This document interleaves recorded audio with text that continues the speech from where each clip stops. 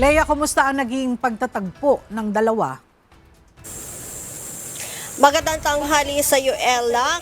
Mangiyak-ngiyak itong pulis na suspect habang humihingi ng paumanhin doon sa kanyang kinakasama at syempre nag-public apology na rin ito dahil nakaladkad daw niya ang pangalan ng pambansang pulisya doon sa ginawa niyang pananakit doon sa kanyang kinakasama habang wala namang imik na nakikinig lamang itong babaeng biktima.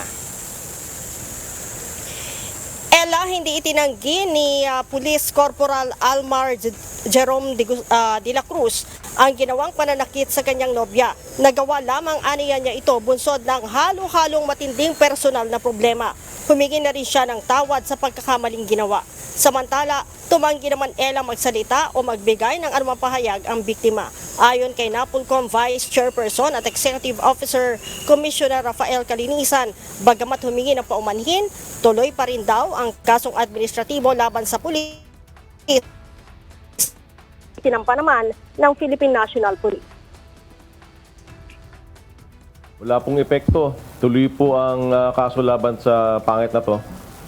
Nakasuhan na ho siya ng criminal case ng Philippine National Police. Nagsampan na rin po ng kasong administratibo ang biktima dito sa National Police Commission. Papareceive na ni Edman yung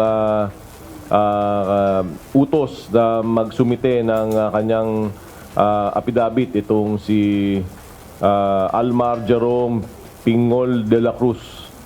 Pareceive mo na ngayon, Edman. Ito po ay huwag niyong tularan.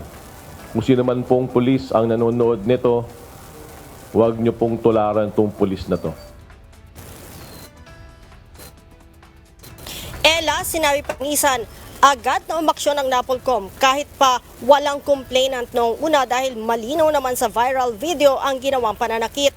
Sisilipin din aniya nilang ulat na hindi ito ang unang beses na nanakitang pulis sa nauna niyang kinakasama. Binigyang diin din ng opisyal na walang puwang sa hanay ng pulisya ang pananakit kahit na kanino, lalo na sa mga kababaihan. Kasabay niyan, Ella, nanawagan din si Commissioner Calinisan sa PNP at sa Philippine National Police Academy maging doon sa mga criminology school na higpitan ang kanilang screening at proseso para masala ang disiplina at pag-uugali ng mga magiging pulis. Ella? Alright, maraming salamat, Leia Ilagan.